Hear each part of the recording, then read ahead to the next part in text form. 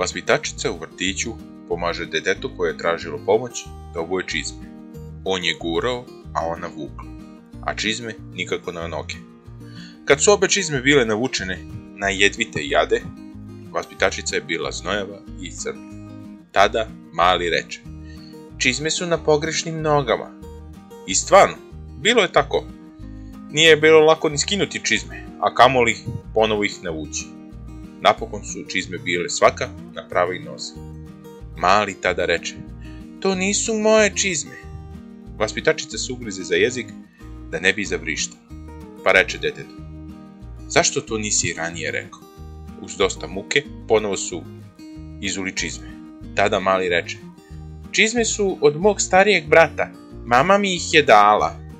Vaspitačica nije znala da li da plače ili da se smeje. Nakon novog mukotrpnog navlačenja čizama, one su bile na nogama.